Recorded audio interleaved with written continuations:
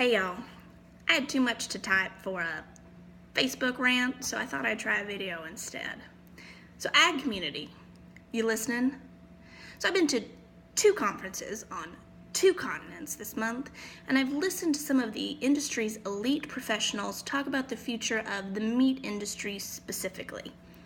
And aren't we a bunch of self-promoters? It's like going to a Trump rally.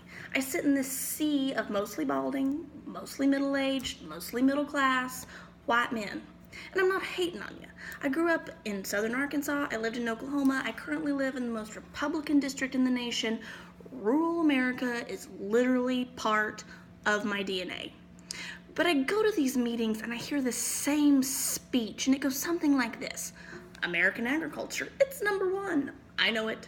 You know it. We all know it. It's huge. It's profitable. It's the best.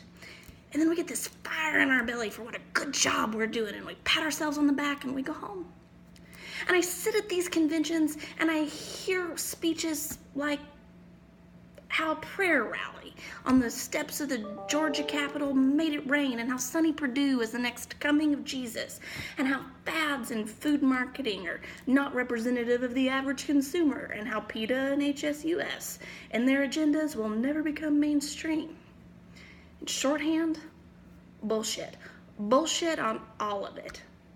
Why? Because when I got into food service, I believed those very same things. I was raised on those speeches.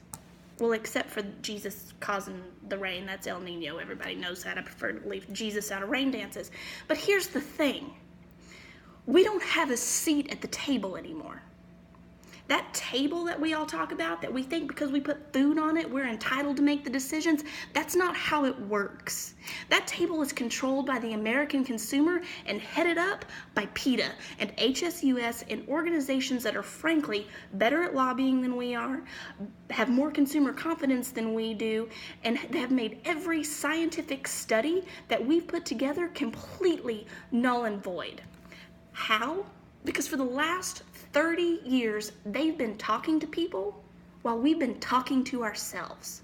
Because anytime a consumer asks us a question, we tee up a fact so fast. And when the consumer doesn't understand that fact, like, well, Mr. Chicken Farmer, I think nitrogen in my water sounds kind of scary, we immediately throw up a smokescreen. Cheap food, be thankful, rural values, Jesus, America. And that's been our whole message for my whole life. The most important piece of farm marketing that's come out in the last 30 years was a pickup truck commercial during the Super Bowl that was written by Paul Harvey. We have been silent. And the other side, they've been at work.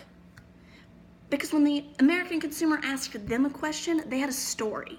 And that story changed the marketplace.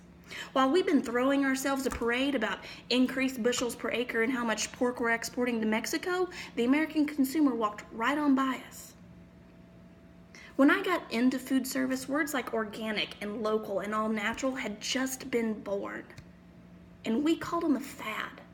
And now here I sit, how many years later, in my kitchen, telling the same people who called it a fad and answering their questions on how to get involved in that consumer segment. All the marketing our industry does is 100% reactive. We're writing strongly worded letters to the presidents of these companies after they bend to public pressure to establish a new food policy. When are we going to step outside of our booths and our boardrooms and actually get involved in what's going on? At what point in time are we going to stop spending checkoff dollars trying to make a 65-year-old man relevant to a suburban yoga mom? And when are we going to stop trying to impose our values on our consumer base? What we need is a marketing campaign geared to people who look like me, that focuses on mediated transparency and a dumbed-down approach to science. And what I'm about to say is frankly going to lose a bunch of y'all, but it is time to throw up a white flag and reach across the aisle to the folks in PETA and HSUS and all those weird other hippie fringe associations, because they're winning. And it's time to come out with some joint resolutions. That's something that I'd like to be a part of, and I hope you would too. But it's time to change tactics because we've lost the millennial generation, and if we don't get the wheels back on the track, every generation after, it's just going to get harder. That's my rant for the day. I hope y'all got some ideas.